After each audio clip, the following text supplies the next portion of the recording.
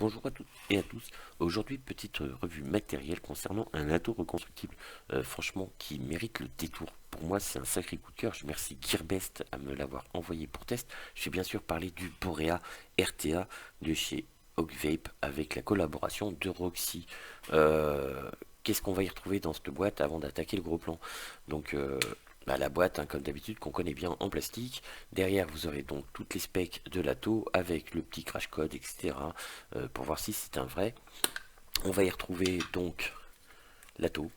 L'ATO qui lui fait que 25 mm de diamètre énorme. Voilà, déjà très très gros. On va voir ça en gros plan. Il fait 8 ml de contenance. Le deck de travail fait 17 mm. Franchement, on a de la place pour travailler. Donc c'est plutôt positif. Mais on verra ça dans le gros plan. On va y retrouver un deuxième deck. Voilà, un deuxième petit plateau Velocity. Plutôt sympa. On va y retrouver un deuxième Pyrex qui a l'air de bonne facture, assez épais. Donc ça c'est cool aussi. On va y retrouver des joints, des vis, forcément. Vous allez y retrouver une clé Allen. Et voilà, on attaque le gros plan, on voit, et puis on voit comment ça va. Donc voilà l'ATO totalement démonté. Le plus simple, c'est de faire un remontage en direct, comme ça vous allez comprendre comment fonctionne cet ATO. Donc on va y retrouver l'arrière, voilà, autofocus comme par hasard, forcément avec la lumière, c'est terrible. Hop. Donc on va y retrouver les inscriptions de Design by Ogvape et Roxy avec son numéro de série. Alors celui-ci c'est le 62-67, enfin bon on s'en fout un peu. Vous allez retrouver un joint, les pas de vis, franchement c'est super stop, ça marche de feu de Dieu. Donc dessus on va pouvoir y retrouver donc un plateau type Velocity, voilà, comme ceci. Alors là, hop.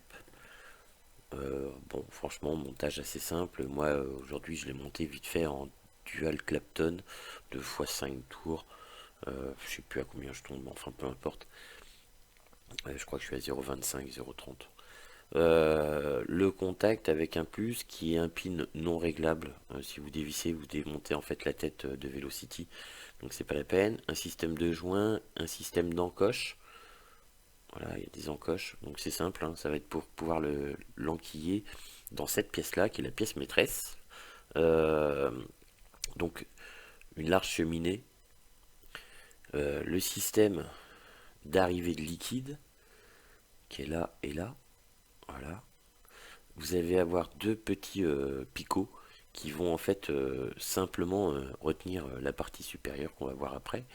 Vous avez deux joints pour l'étanchéité, euh, une, euh, une chambre qui est relativement petite, hein, parce que quand vous allez mettre tout le plateau dedans, en fait on va vraiment réduire le plateau, l'intérieur. Donc le plateau il fait 17 mm de travail, donc ça c'est plutôt pas mal.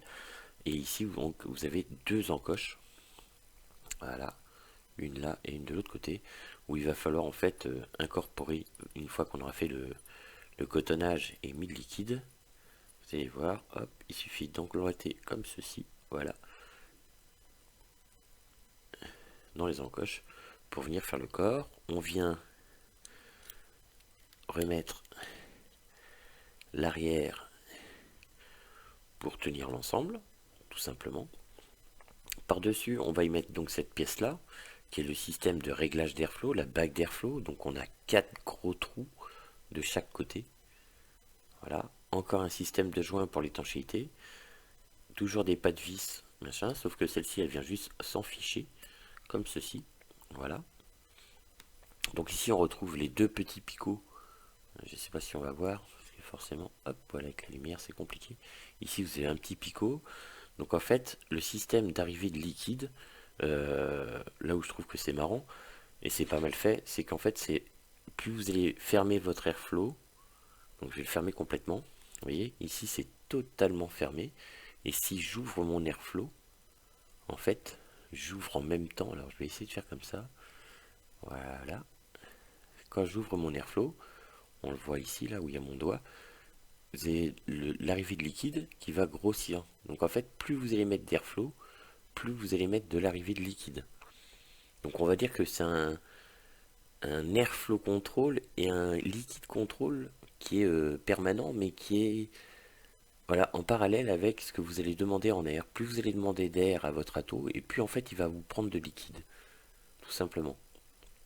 Voilà, donc si j'ouvre à fond, comme là par exemple, où j'ai mes airflows totalement ouverts, je vais avoir mon arrivée de liquide totalement ouvert. Si je ferme un petit peu, je vais mettre par exemple deux trous, voilà, deux trous. En fait, je suis à la moitié de mes airflows, bah, je suis à la moitié de l'arrivée de liquide de chaque côté. Donc ça, c'est plutôt pas mal. Par-dessus, on va y retrouver donc une bague qui est plus pour retenir le temps qu'après, voilà, hein, car il n'y a aucune incidence en fait. Quand vous tournez, ça change strictement rien. Le Pyrex, qui est de bonne facture, voilà, on vient positionner comme ceci. On va y retrouver donc le corps de la cheminée en un seul morceau, avec un joint qui va faire l'étanchéité au niveau du pas de vis. Vous allez retrouver un joint au-dessus qui va faire l'étanchéité encore. Le système de remplissage de liquide avec des trous énormes. Donc voilà, il suffit de venir visser la cheminée. Alors c'est pas à peine de forcer comme un bourrin. Hein, on serre. Hop. Voilà, donc ça donne ça. Au-dessus, le top cap. Bon, qui est joli. Avec des petites encoches. Là, sur le côté. Il faut franchement que mon autofocus arrête ces conneries. Voilà, s'il te plaît.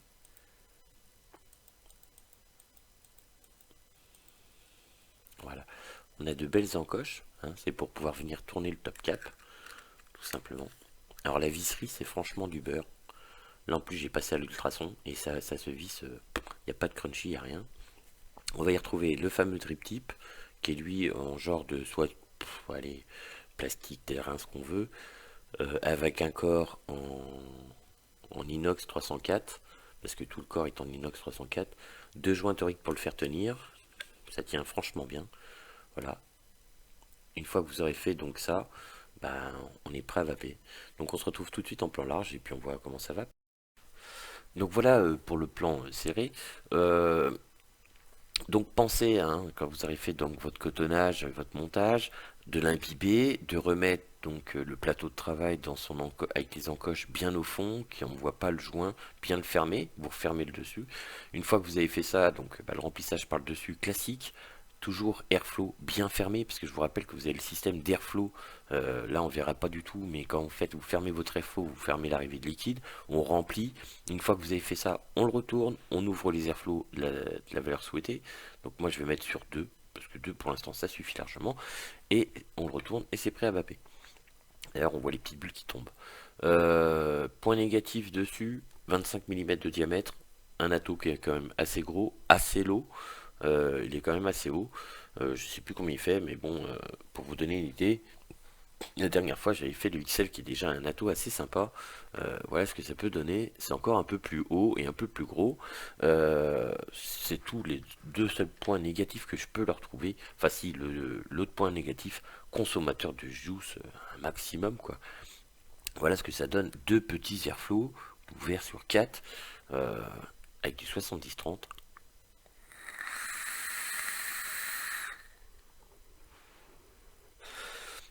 Ça envoie la pâtée.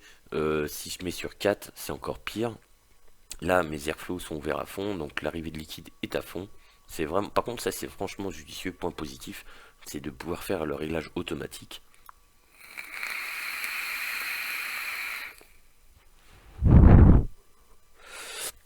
De ce qu'on peut avoir besoin comme liquide par rapport à la vape qu'on veut faire. Voilà, les images parlent d'elles-mêmes, je pense. Moi, je retourne sur 2 parce que 2 ça me suffit largement, c'est déjà ultra aérien. Même sur 1, tiens, je vais essayer sur 1 pour voir. 1, ça donne ça. C'est déjà énorme. La vape, elle est un peu plus serrée, un peu plus chaude surtout, parce qu'il y a moins d'air qui arrive. Moi, personnellement, 2 me convient très bien. Pour ceux qui cherchent du super aérien, c'est le top. Au niveau saveur, par contre, c'est une tuerie. Voilà, je sais pas quoi dire. C'est franchement un ato qui tue. J'ai eu zéro fuite. Ça marche de feu de Dieu. il a tendance peut-être à chauffer un petit peu, mais pas au niveau du drip tip, parce que le drip tip en deck évite justement la chaleur au niveau de la bouche. Il a tout pour plaire, Stato. Enfin, moi, personnellement, j'ai lâché le Limitless. Je suis passé à ça parce que ça, c'est le top. Ultra facile à monter, ultra facile à nettoyer. On peut préparer son montage, etc. Quand vous le nettoyez, on met le plateau de travail en place, on l'imbibe et c'est parti. Donc que dire de mieux? Moi franchement, le Boreas, merci Gearbest de me l'avoir envoyé. Je sais pas, je vous mettrai quelques liens, vous pouvez le trouver. Je crois qu'il a moins de 30 balles, un peu partout en France, je sais pas trop. Mais franchement, super ato, au niveau saveur, c'est au top. Au niveau vapeur, c'est une curie. Voilà. Le seul point négatif de tous ces atos, c'est la consommation. Ça consomme.